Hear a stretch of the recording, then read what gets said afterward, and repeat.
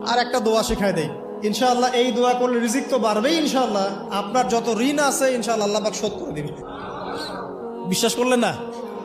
এই দোয়া শিখাই দিচ্ছি, এই জন্য আমাকে হাদিয়া দেওয়া দরকার, স্পেশালি আমাকে এখন হাদিয়া দেওয়া দরকার। এটা গুরুত্বপূর্ণ দোয়া শিখাই দিচ্ছি। আলী রাদিয়াল্লাহু আনহু বলেছেন, কোন ব্যক্তির যদি পাহাড়ের সমানও ঋণ থাকে, এই দোয়া যদি আমল করে আল্লাহ পাক ওই ঋণও শোধ করে দিবেন ইনশাআল্লাহ।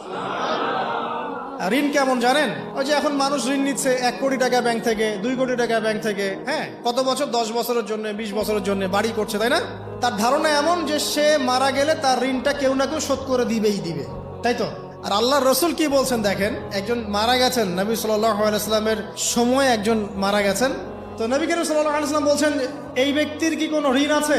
একজন সাহাবী বলেন, হ্যাঁ ইয়া রাসূলুল্লাহ, তো ঋণ আছে। নবীজি বললেন, তোমরা ওর জানাজা পড়ো, আমাকে ডেকো না। তোমরা ওর জানাজা পড়ে নাও, আমি জানাজা পড়তে চাচ্ছি না।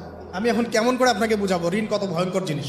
আপনি যে ব্যাংক থেকে 3-4 কোটি টাকার লোন নিয়ে রাখছেন, লাখ লাখ টাকা লোন নিয়ে বসে আছেন, দিব্যি সুখে বসে আছেন, এমন চিন্তায় যে আপনার মৌত হবে না। আর নবী সাল্লাল্লাহু আলাইহি ওয়াসাল্লামের সময়ে একজন মারা যাচ্ছেন, তিনি বলছেন তোমরা জানাজা পড়ে নাও, আমি জানাজা পড়তে চাচ্ছি না। মানে ঋণগ্রস্ত ব্যক্তির জানাজাও তিনি পড়তেন না। তারপরে একজন এসে বললেন, ইয়া রাসূলুল্লাহ, আমি তার ঋণ শোধ করে দিব, তার যা ঋণ আছে আমি শোধ করে দিব। তখন নবী এসে জানাজা পড়লেন সাল্লাল্লাহু আলাইহি ওয়াসাল্লাম।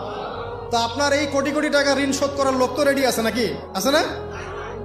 সমস্যা নেই, আপনার জানাজা পড়া হবে, আপনার মিলাদও হবে, আপনার একটা বড়সড় দোয়াও হবে ইনশাআল্লাহ। কিন্তু আল্লাহ পাক বলেছেন, শহীদ, আল্লাহর পথে যুদ্ধ করে শহীদ হয়েছে, এই ব্যক্তির আত্মাও ঝুলে থাকে যতক্ষণ পর্যন্ত না তার ঋণটা শোধ করা হয়।